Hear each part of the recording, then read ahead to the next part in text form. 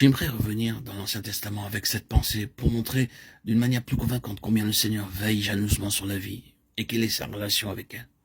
Il est nécessaire de revenir au tout début de la Bible, où vous trouverez qu'immédiatement il y a eu cette désobéissance initiale par laquelle le péché est entré et l'homme est tombé de sa position privilégiée en relation avec Dieu.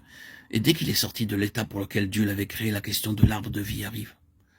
Après le jugement sur le serpent, sur l'homme et sur la terre, Dieu prend une mesure de précaution au sujet de l'arbre de vie.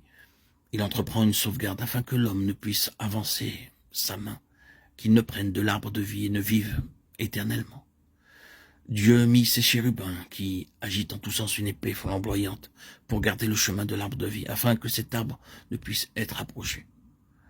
L'interprétation de cela se trouve dans le dernier chapitre de la Bible. L'arbre de vie au milieu de la cité de Dieu est quelque chose duquel sont exclus le péché et la culpabilité.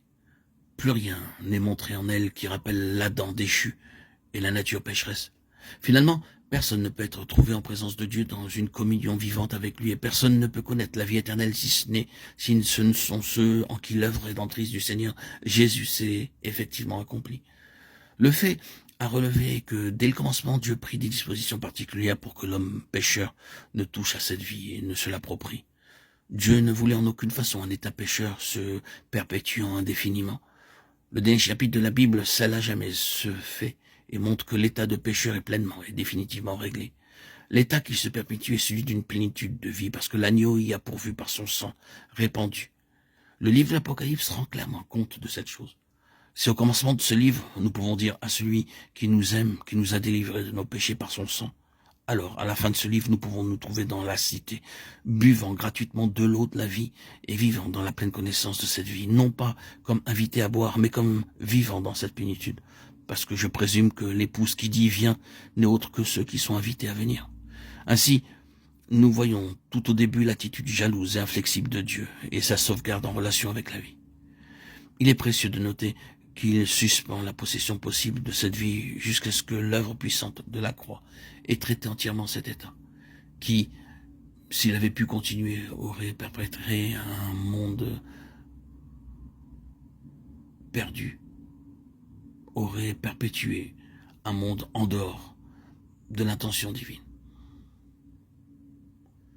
Le prochain pas dans le dévoilement de l'attitude de Dieu envers la vie est montré dans ses entretiens avec Caïn. Lorsque Caïn tua son frère Abel, aussitôt Dieu apparaît sur la scène. Il n'y a pas de délai d'intervention, ce fut comme si Dieu se précipitait dans la situation. Il y a ici quelque chose qui le concerne au plus haut point. Dès que Caïn versa le sang de son frère, et que ce sang encore chaud coulait dans le sol, Dieu intervint. « Où est ton frère Abel ?» Il répondit « Je ne sais pas, suis-je le gardien de mon frère ?» Et Dieu dit « Qu'as-tu fait ?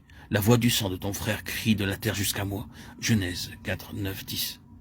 Puis regardons ce que Dieu dit à Caïn. Tandis que celui-ci est maudit, il est aussi marqué.